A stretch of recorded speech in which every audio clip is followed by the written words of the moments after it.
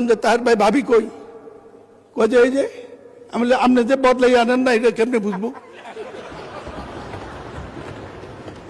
মাননীয় স্পিকার, আমাদের হাউসে আমাদের বোনেরা এসছে এমপি হইয়া, আপনি অভিনন্দন জানাচ্ছেন, আমি অভিনন্দন জানাতে চাই। সবাই মেধাবী, দুইজনের বক্তৃতা শুনছি, আগামী দিনে কিছু করতে পারবে, ভবিষ্যৎ আছে, লেখাপড়া জানা।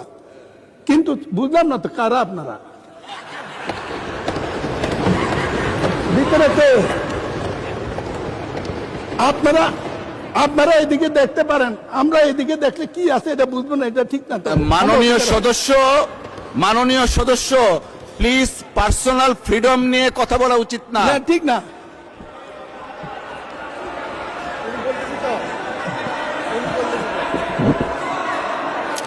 আপনারা মাননীয় সদস্য আপনারা বসেন।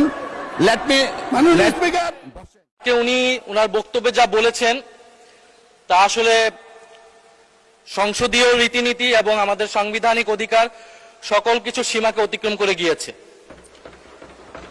উনি ওনার বক্তব্যে প্রথমত সংসদের বিরোধী দলীয় উপনেতা ওনার স্ত্রীকে নিয়ে উনি কটাক্ষ করেছেন। মাননীয় স্পিকার, ওনার সাথে ওনার ব্যক্তিগত সম্পর্ক থাকতে পারে, ব্যক্তিগত ইতিহাস থাকতে পারে, কিন্তু সেটাকে সংসদে এনে যেভাবে কটাক্ষ করা হলো মাননীয় স্পিকার, এটা অমার্জনীয় অপরাধ বলে আমরা মনে করছি। দ্বিতীয়ত, উনি বিরোধী দলের মহিলা এমপিদের, আমাদের নারী সংসদ সদস্যদের তাদের পোশাক নিয়ে যে ধরনের কথা বললেন, তাদের ধর্মীয় স্বাধীনতাকে হরণ করার সম্পর্কিত যে ধরনের বক্তব্য দিলেন, এটাও মাননীয় স্পিকার আমরা মনে করি একটি অমার্জনীয় অপরাধ। প্রত্যেকটা ব্যক্তির গণতান্ত্রিক রাষ্ট্রে তার ধর্মীয় স্বাধীনতা রয়েছে, পোশাকের স্বাধীনতা রয়েছে। উনি একজন সংসদ সদস্য হিসেবে সেই স্বাধীনতাকে লঙ্ঘন করে এই ধরনের হীন বক্তব্য দিয়েছেন, ওনার হীন মানসিকতার পরিচয় পেয়েছে।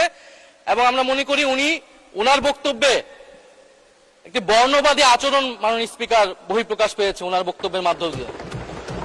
ফলে আমরা আশা করব ভবিষ্যতে এই ধরনের বক্তব্য আমরা কোন সংসদ সদস্যের কাছ থেকে যাতে এই ধরনের বক্তব্য মহান এই জাতীয় সংসদে আর উচ্চারিত না হয়। মাননীয় স্পিকার, আপনাকে ধন্যবাদ।